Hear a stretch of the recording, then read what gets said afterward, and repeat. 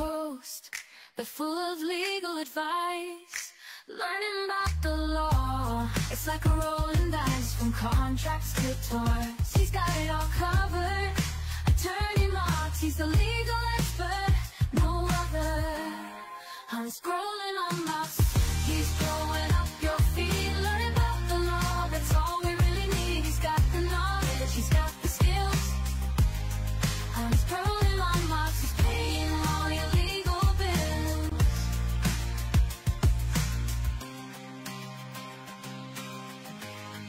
I'm scrolling on my he's paying all your legal bills. He's got the legal education, baby, yeah. He's the litigation expert. No one like the back of my hand. You got a problem, he's a lawyer on the demand. Check his post. They're full of legal advice, learning about the law. It's like a rolling dice from contracts to torts. He's got it all covered. Attorney Marks, he's the legal expert, no other.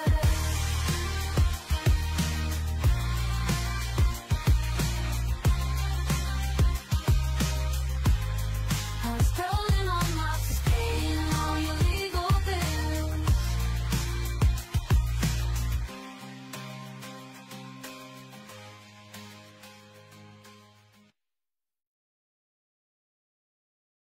Okay, so hello again mga ate at kuya. Ay nga pala, bago tayo na may naisip na naman ako bago for the year.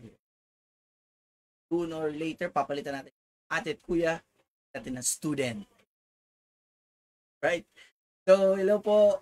Good day po sa ating last 2 days ng ating Gregorian calendar 2024 2025. Hindi pa rin po magtatapos po ang ating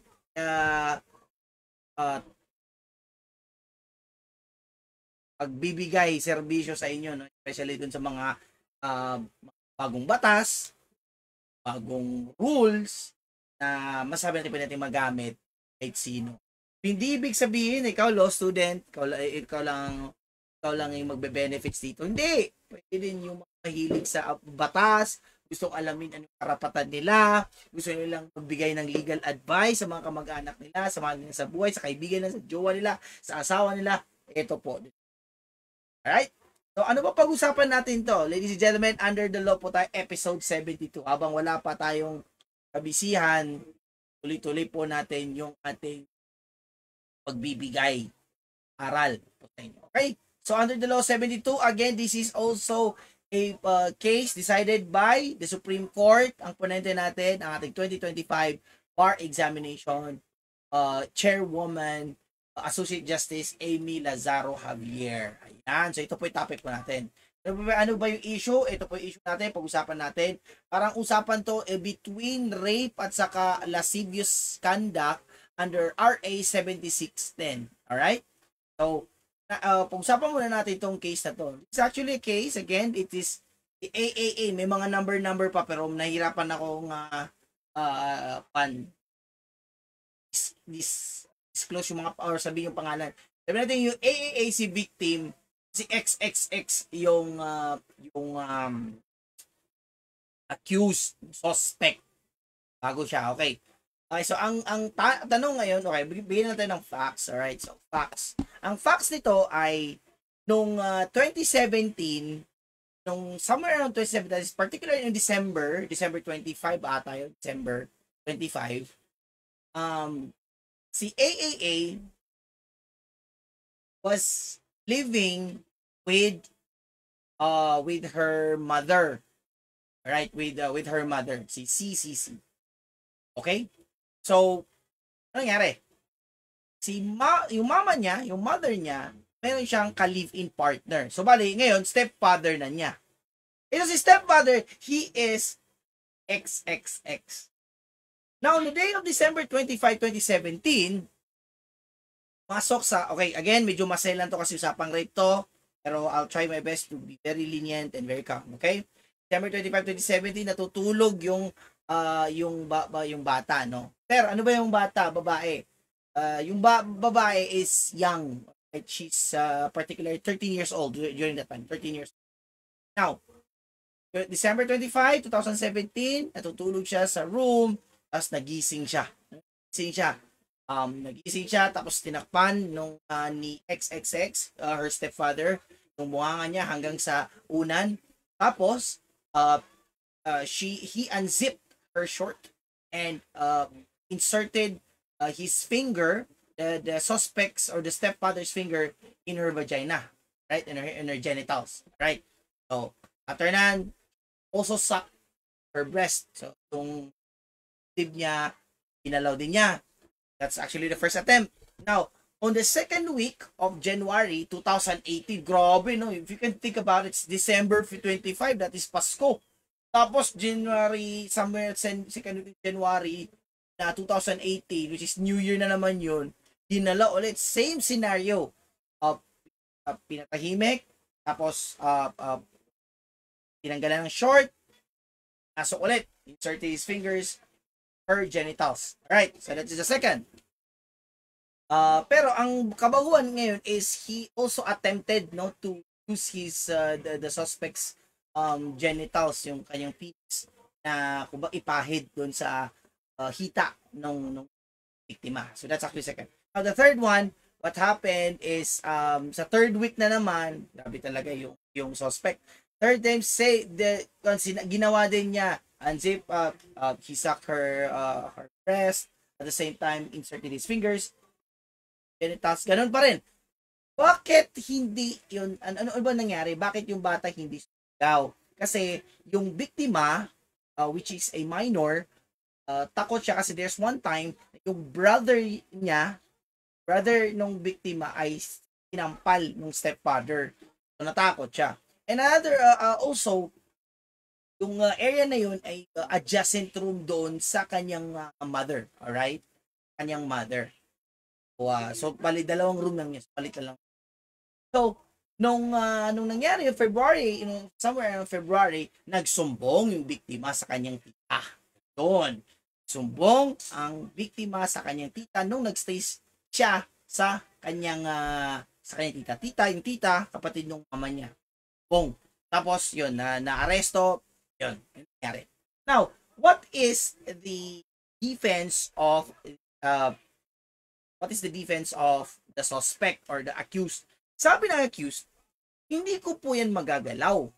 Kasi ang bahay namin maliit. Kung may gagawin man ako, malalaman. Yun ang unang sinabi niya.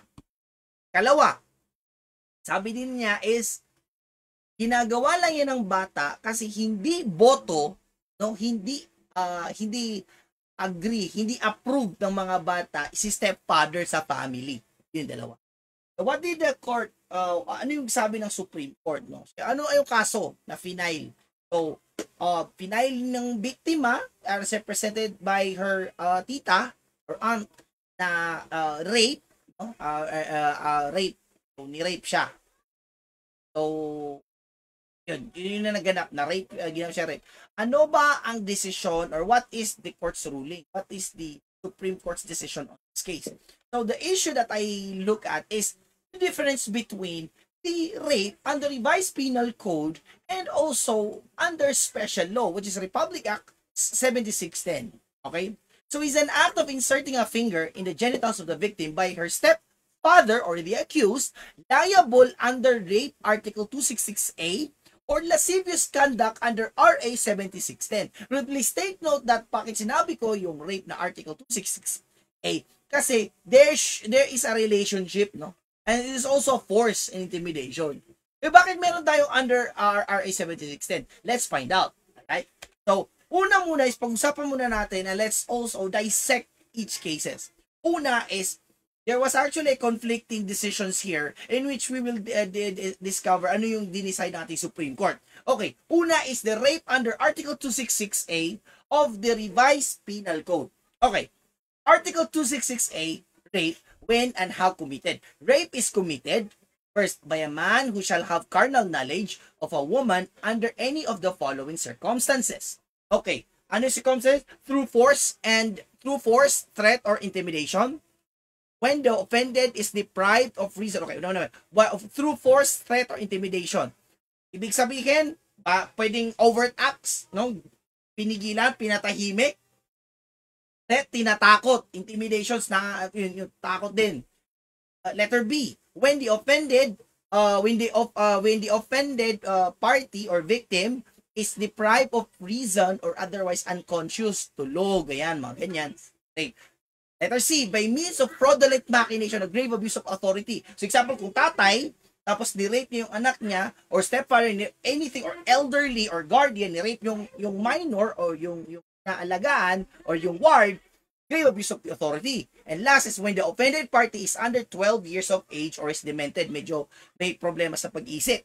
Yun yung una. That is the first part of the rape. Another one is also by any person who under any of the circumstances mentioned in paragraph 1 hereof shall commit an act of sexual assault by inserting his penis into another person's mouth or anal orifice or any instrument or object into genital or anal orifice of another person. So in this case, pwede bang mag-fall siya sa rape? Yes, pwede. Bakit? Una, kung tignan na po natin yung sa section 1 or subsection 1 or subparagraph 1, 1C, grave abuse of authority, kasi stepfather niya yun eh. Kung tignan natin yun. And also, liable din siya under subparagraph 2 kasi kung you can look at it, it's inserting the finger, no, in the genitals of the victim. So, ibig sabihin, pwede siya mag-fall sa B, no? Kasi any instrument or object, alright? So, it can be considered an object, alright? Sabi ng Supreme Court, pwede siyang malliable dito. Pero, bago magkaroon ng ganitong rape under Article 266A of the Revised Penal Code, should also consider the case decided by the Supreme Court on the case of People versus Kawili. It's a 2017 case. Under Article 266A, there are two kinds of rape. Rape by sexual intercourse and a rape by sexual assault. Right? Yung kanina, sexual intercourse, self-explanatory. Rape by sexual assault, yung ibig sabihin, yung kanyang the suspect's genitals, insert niya sa anal, sa mouth, or putting an object, instruments sa genitals ng victim. Right? Yun ang sexual assault. Now, for a charge of rape through sexual intercourse to prosper, the following elements must be proven by reasonable doubt. Una, paano magkaroon ng through sexual intercourse? Una, tandaan natin, number 1, that the offender is a man. 2, that the offender had carnal knowledge of a woman. And 3, that such act is accomplished by force or intimidation. Alright? Through sexual intercourse to, ha? Through sexual intercourse to. So, huwag nyo na natin pag-usapan yung paano naman yung babae. Basta tandaan natin, in this case, sabi ni dito, in applying in the case, kailangan yung offender, yung suspect, or yung accused must be a man. Ang yung offender, meron siya carnal knowledge doon sa babae at saka may ginawa siyang by force or intimidations. Again, yung pagpigil, sumigaw, yung bata, or yung minor, or the victim, is a force, or can also be an intimidation. Actually, can be also a threat, no? Sir, bakit po sinasabi carnal knowledge dito sa rape? Carnal knowledge is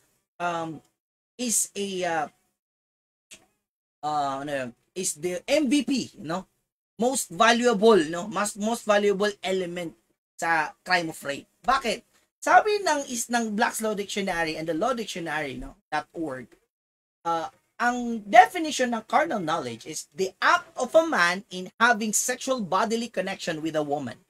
Carnal knowledge and sexual intercourse held equivalent expressions. Alright, so pag maisip nyo, carnal knowledge, tatandaan nyo about something about connections between sexual intimacy or sexual intercourse. Right? Tatandaan nyo sa rape. So, pag sinabi na the man or the accused have carnal knowledge with a woman, it entails with a sexual intercourse. Alright? So, magpo-fall siya sa rape. Right? Yun ang una muna. So, please take note, that is Article 266A of the Revised Penal Code, the crime of rape. Right? Now, let us go to talk about the sexual assault. Kanina, di ba, rape, no? Rape. Naganap yung sa rape. Kailangan yung offender, the man, yun. So forth. Now, let's talk about sexual assault. That is the second paragraph under Article 266A. before we proceed to RA 7610 and yung decision ng Supreme Court. Okay, sexual assault is as cited in the court's ruling. On the other hand, that to prove rape through sexual assault, the following elements must be established. Number 1, that the offender commits an act of sexual assault. Number 2, that the act of sexual assault is committed by inserting his penis into another person's mouth or anal orifice, or by inserting any instrument or object into the genital or anal orifice of another person. And that the act of sexual assault is accomplished by using force or intimidation or any circumstances enumerated Article 266A. Alright? Ibig sabihin, when the finger is inserted into the genitals of a woman, that is already a sexual assault. Pwede yun. Pwede po yun. Or when example, ginamitan na like other instrument, pinasok doon sa anal ng victim, that is also sexual assault. This time, pwede din na magkaroon ng case na ang lalaki pwedeng file siya ng case against a woman if the woman is the offender, the woman inserted an instrument with a finger on his anal. Alright, let's take note of that. Alright, so pag-usapan natin yung lascivious conduct under RA 27610 para ma-compare natin bakit kailangan pa bang pag-usapan at i-compare yung dalawang case. Please take note that supposedly ang kaso dapat ni XXX, the accused in this case, should be rape under Article 2668 of the Revised Penal Code. Sabi ng Supreme Court dito, he should be liable under RA 7610. Bakit? Pag-usapan natin. Okay, under RA 7610, please take note, meron tayo doong part na lascivious conduct. Ano ba yung lascivious conduct, sir? Alright, let's look at the Section 2, definition of terms as used in these rules unless the context requires otherwise.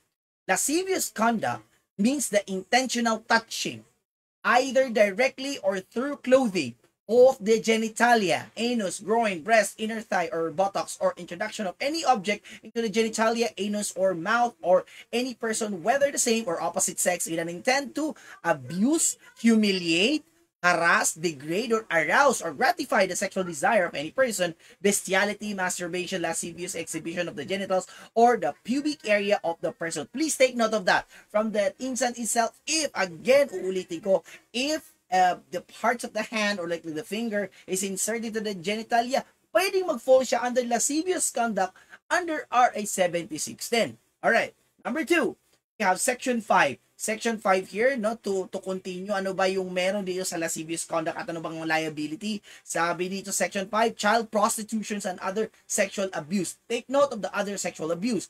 Children, whether male or female, who for money, profit, or any other consideration or due to the coercion or influence of any adult, syndicate, or group, indulge in sexual intercourse or lascivious conduct are deemed to be children exploited in prostitution and other sexual abuse.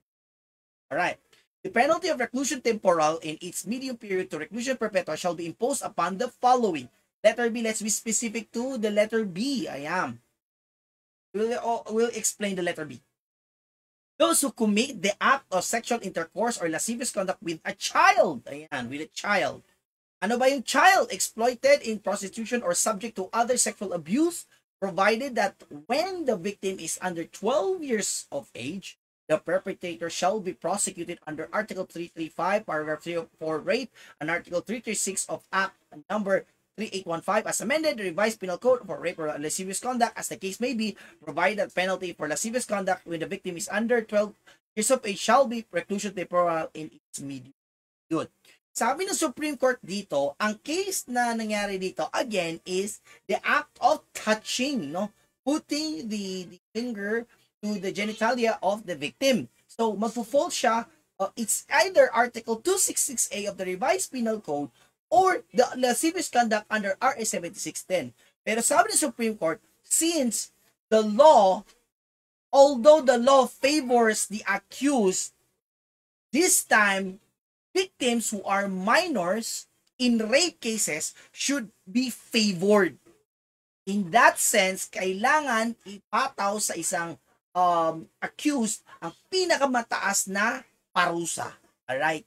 So, instead of Article 2668, the Supreme Court stated that accused XXX shall be held liable for 3 counts of lascivious conduct under RA 7610 particularly in Section 5B. Yun, tandaan nyo yan. From the word itself, if you're going to look at Section 5, child prostitution and other sexual abuse, this second sentence, the and other sexual abuse, was the main point. Right? Ito yung main point kung saan sinabi na yung act na ginawa ni XXX, in this case, by putting his parts of his hands or finger in the genitals of the victim shall fall under the category of Section 5B. Right? Take into the consideration that in this case, that the minor child is 13 years of age. How did they get it? From the birth certificate of the child, and at the same time, also from nakuha din sa medical legal, no? As per when she was being checked by Dr. Liwanag, right? Yun siya. So yun ang decision ng Supreme Court. Instead of rape under 266A, the accused is held liable for 3 counts of lascivious conduct, mainly for the 3 criminal acts or offenses he made December and on twice on the January against the victim. Right. So another case also na pag-usapan natin, paano ba nagaganap ang conviction of lascivious conduct under RA 7610. In the case of Rosauro versus People, GR number ito, no, July 7, 2021, to warrant a conviction of lascivious conduct under Section 5AB of the following of the Republic Act 7610, the following elements must be shown with moral certainty. Number 1, the accused committed the act of sexual intercourse or lascivious conduct. Please take note, lascivious conduct, kung hindi sexual intercourse, pwedeng assault or lascivious conduct. Mag-focus siya dito sa second sentence. Number 2, the said act is performed with a child exploited in prostitution or subjected to other sexual abuse. And the child, whether male or female, is below 18 years of age. Again, if the child is 13 years old, the case or the offense or the criminal liability of the accused will fall under RA 7610, specifically in Section 5. Right? So, okay, let's talk about the conformity of the Office of the Solicitor General. Actually, technicality ito, no? May nabasa kasi ako doon na repealed law at saka hindi siya repealed law. Repealed law, no? So, hindi ko na pababasahin yung na-repeal, hindi siya na-repeal kasi masyadong technical na yan. Pero pag-usapan lang natin yung case, ano ba yung significance ng conformity of the Office of the Solicitor General or OSG. Alam nyo ba na mag-start tayo sa barangay conciliation, pupunta tayo sa MPC, pupunta tayo sa Regional Trial Court. Pag-usapan ng criminal procedure, no, criminal case proceedings. Andan nyo pag criminal case proceeding, pag umakyat na tayo sa Court of Appeals at saka sa Supreme Court, kailangan natin magpa-comment kay OSG. Kailangan talaga yan. It's very, very important. Kuha tayo ng conformity of the OSG. Kasi pag hindi tayo makakuha doon ng conformity or comment sa OSG, diretso i-dismiss po yan ng Court of Appeals. Please take note of that. Ano po yun? It's either appeal or petition for certiorari or under Rule 65. So whether it's Rule 45 or Rule 65, you shall need the conformity of the OSG. Bakit po, sir? Sabi dito sa 1987 Administrative Code, Chapter 12 of Title 3 of the Book 5, sabi dito, Section 5, the powers and the functions. The Office of the Solicitor General shall represent the government of the Philippines, its agencies and instrumentalities, and its officials and agents in any litigation, proceeding, investigation, or matter requiring the services of lawyers shall have the following specific powers and functions. Number 1, very important, represent the government in the Supreme Court and the Court of Appeals in all criminal proceedings. Representing the government and its officers in the Supreme Court and Court of Appeals and all other courts of tribunals in all civil actions and special proceedings in which the government or any officer thereof in his official capacity is a party. In other words, Pag-isipan na tayo, let's look at the perspective of a rape case. If yung rape, nag-start siya sa regional trial court, tapos gusto mo siyang i-elevate, nag-appeal ka sa Court of Appeals, kailangan mo ng conformity ng OSG. Another case, murder. Yung murder sa RTC. Gusto mong mag-file kasi merong grave abuse of discretion amounting to lack of excess in jurisdiction. That is Rule 65. That is a petition for certiorari. If you want to elevate it to the next higher court, like the Court of Appeals or the Supreme Court, kailangan mo pa rin ulit ng comment at conformity ng OSG. Please take note na sa mga criminal cases, bakit kailangan ng OSG? Kasi tandaan nyo from the word itself, from the paragraph 1, represents the government in the Supreme Court and the Court of Appeals in all criminal proceedings. Please take note na pag mga criminal cases, usually nag-start siya sa people of the Philippines versus the name of the accused. People, no? Representing the people. And because it's representing the people, that should also be, the OSD should also still, or should also participate. Kasi pag yan ay makita sa Court of Appeals na walang conformity or comment ng ating OSG, itatapon nila yan. Tatapon nila yan, hindi na nila yan, i-dismiss nila. Because of a technicality. Technicality or the procedural. There was a lack, there's a failure to follow the procedural aspect insofar as the OSG is concerned. Alright. Now, filing dito, yung criminal yun ha. Paano naman sa yung civil aspect, no? Dito naman sabi sa Yokohama Tire Philippines versus Reyes, it's a 2020 case, sabi niya, this authority, of course, is without prejudice to the interest of the private offended party, civil aspect of the case. Okay, dito sa case na to, I'm going to just give you an instance para maintindihan nito yung ruling na to. Sa criminal procedure or criminal proceedings, pag yan ay umapak na, mag-elevate na yan. Doesn't matter if it is a petition or appeal. Pag umapak na yan sa Court of Appeals o sa Supreme Court, kailangan po natin ng OSG for criminal proceedings only. Pero pag usapan namang civil aspect, civil procedure is concerned, hindi na po kailangan ng OSG. Tuloy-tuloy pa rin ang pag-appeal. Tuloy-tuloy pa rin ang petition, no? Hindi na po kailangan nyo participation, conformity, at comment ni OSG. Ayan. Now, we're going to look at the landmark case in the case of Austria versus AAA and BBB insofar as the significance of the OSG in criminal proceedings. So, babasahin ko lang to, intindihin natin. Okay? Una, it's a 2022 case, very fresh, very important to. Nabasa ko to, napakaganda. Again, OSG. Anong significance ng OSG sa criminal proceedings? To guide the bench and the bar, this rule should be observed with respect to the legal standing of private complainants in assailing judgments or orders in criminal proceedings before the Supreme Court and the Court of Appeals. To wit, okay, number 1, the private complainant has the legal personality to appeal the civil liability of the accused or to file a petition for certiorari to preserve his or her interest in the civil aspect of the criminal case. The appeal or petition for certiorari must allege a specific pecuniary interest of the private offended party.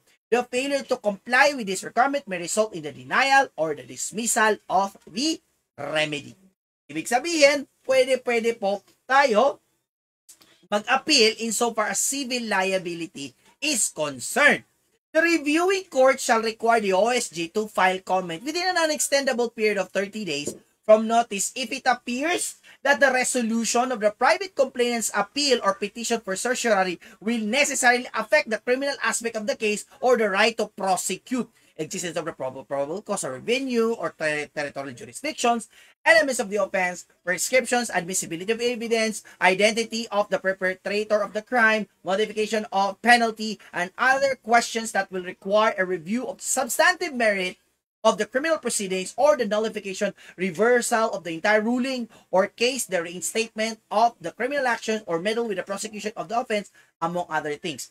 The comment of the OSG must state whether it conforms or concurs with the remedy of the private offended party. Judgment or order of the reviewing court granting the private complainant's relief may be set aside if rendered without affording the people through OSG the opportunity to file a comment. So, yan, no? So, kailangan na mag-participate yung OSG. So, make sure na pag meron kayong case na papunta sa Court of Appeals, meron dapat kayong OSG. Ayan, pag sa criminal proceedings. Number 2, the private complainant has no legal personality to appeal or file a petition for certiorari to question the judgments or orders involving the criminal aspect of the case or the right to prosecute unless made with the OSG's conformity. So from the number 2 itself, bago ka pumunta ng Court of Appeals, uulit-ulitin ko, papunta ng Supreme Court, kailangan po natin ng OSG's conformity. The private complainant must request the OSG's conformity within the reglementary period to appeal or file a petition for certiorari. The private complainant must attach the original copy of the OSG's conformity as proof in case the request is granted within the reglementary period. Otherwise, the private complainant must allege in the appeal or petition for certiorari the fact of pendency of the request. If the OSG denied the request for conformity, the court shall dismiss the appeal or petition for certiorari for lack of legal personality of the private complainant. Number 3, the reviewing court shall require the OSG to file, again, number 3, the reviewing court shall require the OSG to file a comment within a non-extendable period of 30 days from notice on private complainant's petition for certiorari questioning the acquittal of the accused, the dismissal of the criminal case and interlocutory orders in criminal proceedings on the ground of grave abuse of discretion or denial of due process. Number 4, this guidance shall be prospective in application.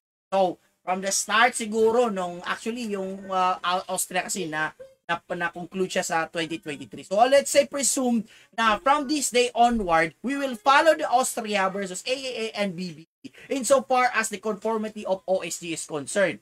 Pag sa criminal procedure, nag-elevate tayo sa Court of Appeals sa Supreme Court, kailangan po natin pong dalhin po yung proof na dumaan po tayo sa OSG, or else magkakaroon po tayo ng dismissal or acquittal of the dismissal of the case. Why dismissal of the case? Because you lack the party, the complainant or the appellant or the petitioner lacks legal personality. Alright, no? It lacks the legal personality because of the failure of the OSG's conformity. So, ayun, no? So, sana po naintindihan po ninyo yung napakagandang case natin ito. Very helpful to insofar as the criminal case as to the Article 266A rape is concerned and RA 7610 insofar as the civic conduct is concerned, and also the technicality and the significance of the Office of the Solicitor General's conformity. So maraming salamat po mga ate at kuya. Again, another day, another time, another discussions, another napakagandang discussion ulit naman dito sa ating Under the Law, no? So again, itong yung case na to is actually a ponente by our 2025 Bar Exam Chairwoman, A.B. Lazaro Javier. So I hope nakatulong to sa ating mga bar examiners, mga bar reviewers, mga law students po natin dyan, sa mga gusto makinig ng mga legal, dito na po tayo, mas dito pa legit na to. Alright? Maraming salamat.